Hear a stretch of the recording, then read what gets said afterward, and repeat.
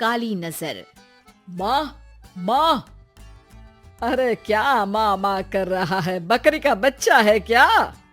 अरे माँ, मजाक छोड़ो। मुझे फाइनली वो मेन चौराहे वाली दुकान मिल गई है। अब देखना, आपका बेटा दुगनी स्पीड से पैसा कमाएगा। ओफो, ये क्या? मेरी ऑनलाइन मेकअप क्लास चल रही है। इतनी जोर से क्यों बोल रहे हो आप दोनों? अरे मेरी धर्म पत्नी जी, मेकअप क्लास बाद में करना। वो चौराहे वाली दुकान मिल गई है हमको। अरे वाह, रुको, मैं अपनी माँ को फोन लगाकर बता देती हूँ। अरे मैं भी अपने रिश्तेदारों को बता देती हूँ। कितनी खुशी की बात है। हाँ हाँ, मैं भी अपने दोस्तों को बता देता हूँ। 1 हफ्ते बाद रजिस्ट्री है। बस, घर में खुशी का मौका था। उन तीनों ने अपने अपने फोन उठाए और लोगों में बात फैलाना शुरू कर दिया। और रही सही कसर श्वेता बहू ने अपने पड़ोस में सबको बताकर कर दी। अरे वर्मा आंटी, अब हम भी जल्दी कार ले लेंगे। घर का रेनोवेशन होगा और ठाट से रहेंगे हम भी। अरे ऐसा क्या हुआ? लॉटरी बाटरी लग गई है क्या? अरे इस बार चौराहे वाली मॉल में हमको भी दुकान मिल गई है। दुकान नंबर 21, जो एकदम चौराहे पर है। अब ग्राहक बढ़ेंगे तो आमदनी भी बढ़ेगी ही ना। अरे वाह, कितनी खुशी की बात है। मैं बहुत खुश हूँ तुम्हें इतना खुश देख के। बाकी एक बात कहूँ, सबको मत बताते फिरना। किसी की नजर लग जाएगी तो खुशी की खबर वापस लौट जाएगी। हैं? ऐसे थोड़ी ना होता है। अब डरा रही हो। अरे सही कह रही हूँ, काली नजर कहते हैं इस चीज को। जब आप किसी को कुछ बताओ और वो काम बिगड़ जाए।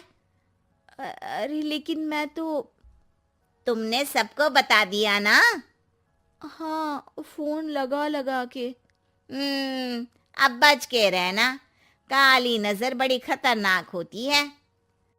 श्वेता इतनी खुश रहती है कि वो वर्मा आंटी की बात पर ध्यान ही नहीं देती, जबकि पड़ोस में और भी लोगों से खुशी की खबर शेयर करती रहती है।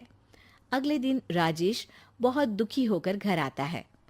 अरे बेटा, क्या हुआ? मुंह क्यों सूजा हुआ है? मधुमक्खी ने काट लिया क्या? माँ, वो दुकान किसी और के पास चली गई। किसी ने ज्यादा भाव लगा दिया। अरे पर बात तो आपसे हुई थी ना उस दुकान वाले की। हाँ, आज मैं टोकन अमाउंट देने गया था, तब मुझे पता चला। कोई आकर सुबह मुझसे पहले ही ज्यादा अमाउंट दे गया। काली नजर। क्या? क्या कहा? वर्मा आंटी ने समझाया था कि किसी को बताना मत, वरना काली नजर लग जाएगी। अच्छा, तुम्हें उनकी बात मान लेनी चाहिए थी। उनकी बात मान लेती, लेकिन उसके पहले ही सबको बता चुके थे ना हम तीनों। अरे अगली बार से ध्यान रखेंगे। कोई भी नई चीज होगी तो किसी को नहीं बताएंगे। तीनों कुछ दिन ऐसे ही रहते हैं, पर एक दिन श्वेता को एक मेल आता है। राजेश, मेरा ऑनलाइन मेकअप कोर्स कंप्लीट हो गया। अब मैं खुद का पार्लर खोल सकती हूँ। अरे वाह, अपने मोहल्ले में ही खोलते हैं। ये जो घर के सामने दुकान है ना, वहीं। हाँ, यहाँ सस्ती भी मिल जाएगी।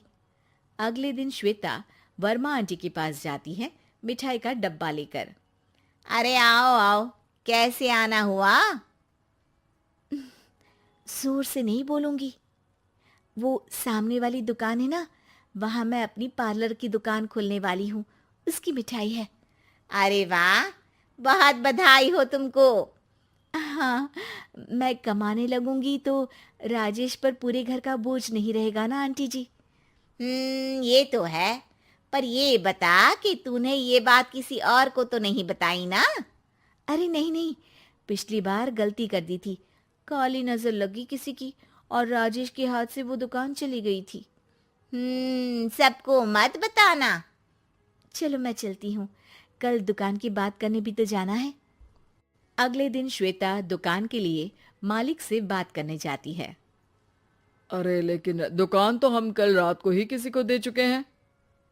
कल ही? हाँ, कल ही। 2 दिन बाद कोई यहाँ पार्लर भी खोल लेगा। अब कहीं और दुकान देख लीजिए। अरे पर हमको भी तो पार्लर ही खोलना था। हाँ भाई, एक ही दुकान है, आधी आधी तो नहीं दे सकता ना मैं। राजेश और श्वेता घर पर हताश होकर आ जाते हैं।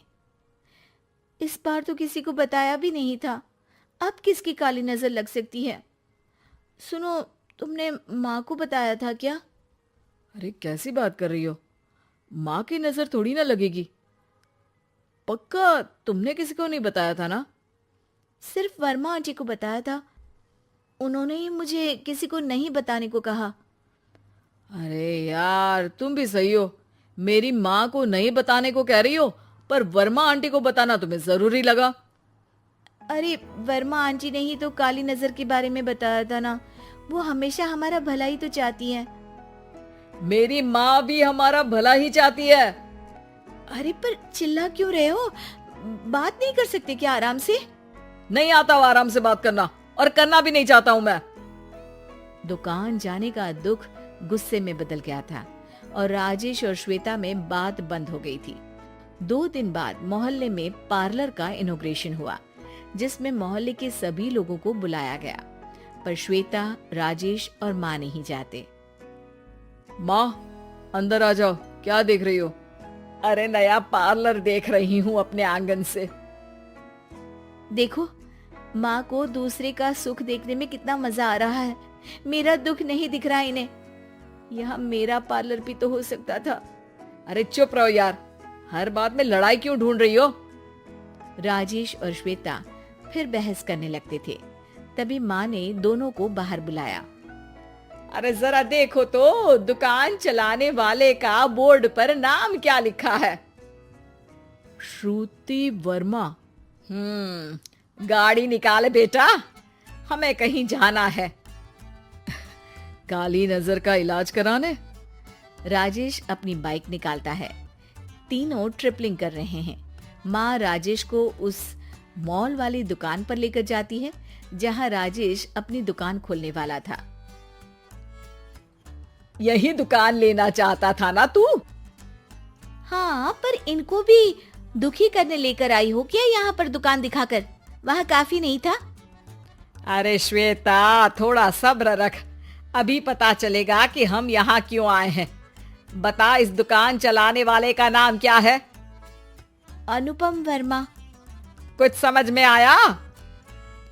वो दुकान वाली श्रुति वर्मा, ये दुकान वाला अनुपम वर्मा, और हमारे पड़ोस में हमने उस दुकानों के बारे में बताया किसको था? अब वर्मा आंटी को। मतलब वर्मा आंटी ही हमारा काम बिगाड़ रही है? नहीं नहीं, ऐसा नहीं हो सकता, ये बस इत्तेफाक है। राजेश अपना फोन निकालता है और श्रुति वर्मा और अनुपम वर्मा के नाम फेसबुक पर सर्च करता है, जहां ये दोनों ही वर्मा आंटी के रिश्तेदार होते हैं।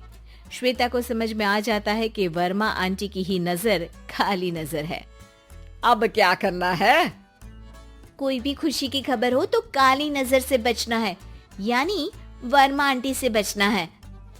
अरे पर मुझे ये समझ में नहीं आया कि वो हमारे साथ ऐसा क्यों करेंगी। अरे बेटा, एक सीख है, दूर के आदमी को आपकी तरक्की से कम परेशानी होगी, पड़ोसी को ज्यादा। दोनों माँ की बात में हामी भरते हैं और अगला काम चुपचाप करने की कसम खाते हैं, ताकि आगे से वर्मा आंटी कोई काम ना बिगाड़ सके।